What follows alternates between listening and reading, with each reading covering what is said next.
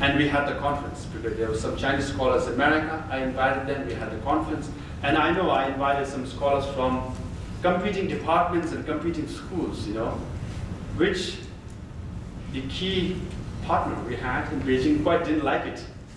So we had the conference, we went ahead, and next year, very high-level Chinese scholars came to my conference.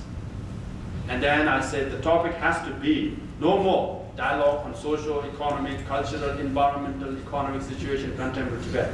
As the topic has to be autonomy in Tibet. They said yes. As we will discuss on historical relationship between Tibetans and Chinese, they said yes. And so we have to discuss about the demographic situation in Tibet, they said yes. We'll discuss about the actual definition and implementation of autonomy, they said yes. So, it's possible to have dialogue, even with Beijing, if you use your skills quite tactfully. So that's my part of experience. So we had there were some Tibetans who were quite, had issues with the conference I was organizing. They were saying I was compromising on independence. There was no mention of independence. But if you look at the conferences and the topics, progressively it moved from long title to short title to autonomy in Tibet in the end. But then 2008 happened, uprising in Tibet. That led to we all were shaken up, and that led to me more mistrust on my part as well, because I went to Beijing in 2005 to meet with scholars in Beda and Minzu Then they didn't allow me to go to Tibet. And I said, why not? They said, we don't have enough people to receive you in Lhasa. I said, in China, you have 1.3 billion people. How come you don't have enough people to receive in Lhasa? Still they said no. So that gave me an element of bitter pill, so to speak. I thought, look, I'm in Beijing, 3 hours away from Lhasa. And now he's telling me there aren't enough people to receive me in Lhasa. That's why they won't allow me to go to my hometown. And all the time, Chinese government and the media says, anyone is welcome to come to Tibet and see for yourself, you'll change your mind. And I was right there, They didn't allow me. That I had good experience. In fact, I told them actually, in 2004, my father had passed away. And I said, as an eldest son, I have a duty to go to Chokang Temple and Potala Palace to light a butter lamp in memory, in honor of my father. I said, I'll go in the morning, light the butter lamp, and come back in the evening to Beijing. They said no. And that also showed an element of insensitivity, in some of the hardliners in Beijing. So I have some disappointment at that level. Having said that, I believe in dialogue. I've invested a lot of my time in organizing, conferences between Chinese and Tibetan people, Chinese and Tibetan scholars and students. I've done that when I didn't have to do it. Actually, another story is, my wife, to be honest, she doesn't like Chinese, actually. She still has very old views about Chinese. One day I told her, I have a good Chinese friend, can I invite him over? She said, you do your China thing at your school, don't bring it home, So despite my wife's objection, despite reservation among Tibetan people, I didn't have to organize conferences at Harvard. I didn't have to meet Chinese students and scholars at Harvard. As Yang Jali explained, there are varieties of Chinese, very colorful. Some are liberal, open-minded like you all, who will come and share the platform with Tibetans and share our experience frank and forthright, which is what we want. And there are others who will never show up. And there are some who will show up who are so nasty, who are so conservative, right? So close-minded. And they use abusive language sometimes. They shout at you, things like that, right? We have had many experiences at Harvard, but I always see them as better than those who don't come to the conference. So I always explain to Tibetans, because when Tibetans and Chinese meet, immediately we have this, immediate reaction to show anger at the Chinese person in the room. I always tell them, those who are in the room are better than those who don't come up at all, right? And those within the room, people who are in the room, and then we have to differentiate. Obviously, there are 1 or 2 who are sent by the Chinese embassy, and 1 or 2 who are nationalists and who are ignorant and who are quite vocal in their views. But generally, actually, I have met many Chinese students and scholars. I have some good friends, and I believe in dialogue. So I think this is a really good thing. And in the new administration, efforts to have dialogue will continue at students level, at scholars level, if possible even at government level if Beijing is willing. From our side, we are willing to have dialogue with the Chinese government anytime, anywhere. So that is our stand. And I subscribe to His Holiness' policy of middle way, and that's the platform I ran on, and that's the mandate I received from the people. So that will also continue. But what I also say is historically, Tibet was an independent nation.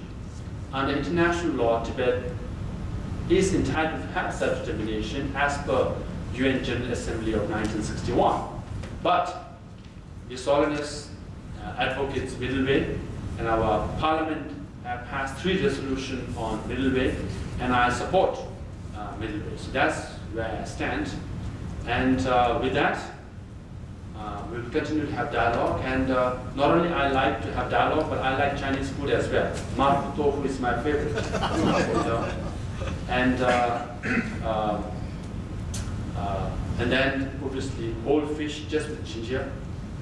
There's nothing like that. So my parents are from, at least my father is from Kham area, which is in Sichuan.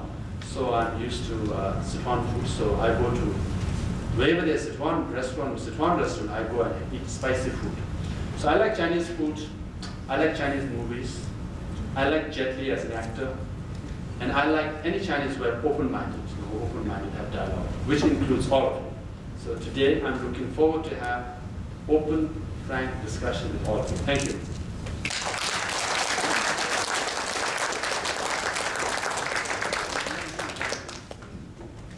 Thank you, Lao Sang, for sharing your very, very well experiences in dialogue with the Chinese. And I really appreciate your special effort, the special effort you have made to reach out to the Chinese.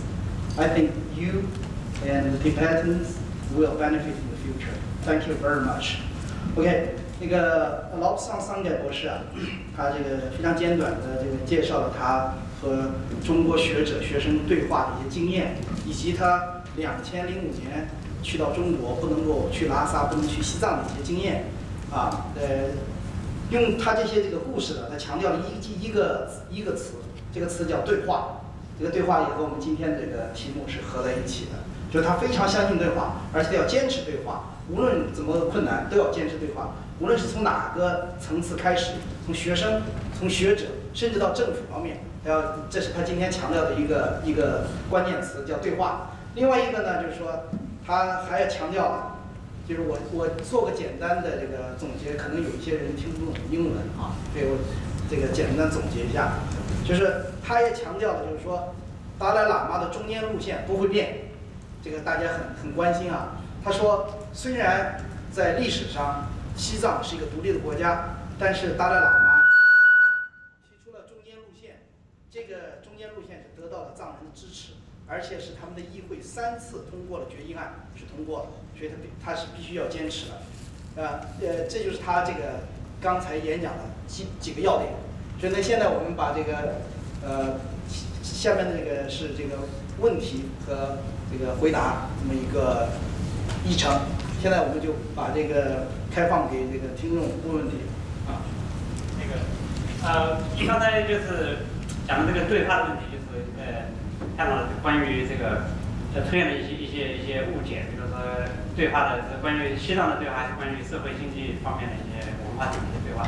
我觉得这个对话可能呢，我的经验啊，就是可能开始的时候还是找大家都能够接受的一些基础性的，或者不是那么难的，大家先坐下来。坐下来了之后，这些政治性的议题呢，自然的也就不是一个问题。就是说，大家能在非政治领域能坐下来，政治问题自然的就会谈。那如果说因为对于政治议题的这种担心，那么大家做不到一起来，恐怕这个会是一个损失。So that's your suggestion， 就是你的建议是吧？Please suggest it.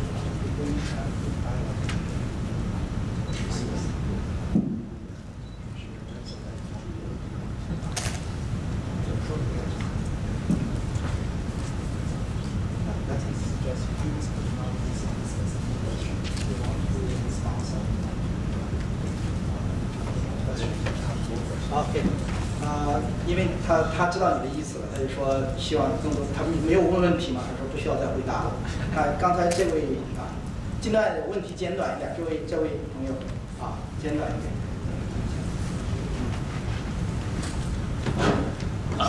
Hello, this is Harris Wong from Voice America. I have questions regarding dialogues. So, you know, we used to be the special envoy for Dalai Lama was here this morning. And so I'm just wondering what kind of channels that you would have in the future to conduct dialogue with the Chinese government or officials or scholars. Is this going to be the same channels that we see, or are you going to establish the new channels? And also the second question is, do you already have dialogues that you wish to have or already have with American officials or leaders of other countries? Thank you. 有一些可能英语听不懂，我简短的这个总结一下他的讲的两个问题都很重要。第一个，他说今天上午达赖喇嘛的特使，就是在前几年去中国谈判的那个特使在这儿。那么你上任以后会用他以前的渠道和中国政府进行对话吗？这是第一个问题。第二个问题是什么呢？就是目前为止你和美国政府建立了任何这个沟通的渠道没有？就是这个。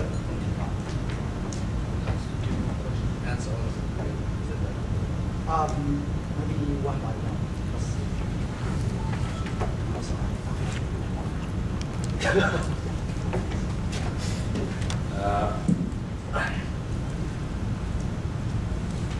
Thank you for both the questions. And actually, I want to put it into context because I do subscribe to dialogue, but sometimes actually some of my Chinese friends misunderstand. Again, I initiated dialogue despite several obstacles because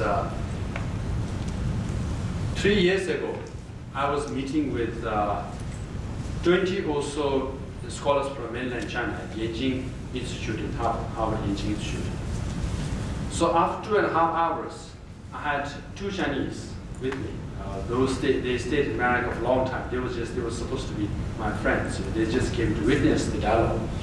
And after 2.5 hours of dialogue, when it came out, both of them told me, Lobsang, how can you tolerate this? How do you survive this? You know, the atmosphere. And I said, why? I look at the Chinese scholars, one after another, the very antagonistic, not all of them, but some of them, antagonistic attitude, asking me, you know, some propaganda-related questions, some right off the embassy websites, things like that. And how can you tolerate this? And I said, look, I've been doing this for 16 years, you know. And that's what you mean by, that's what historians mean by compassion. You know, I don't claim to have any, element of compassion, but like historians. But what I've learned is that, you know, to listen to the other side, and I always treat others as ignorant, and my role is to explain. So now I'm so used to it. Whenever they try to be insulting me, I don't see that much as an insult, but rather I see that as that person trying to understand. That's why I organize this conference and have discussion, even if didn't have conferences, but discussion and dialogues with Chinese at individual level for all these years.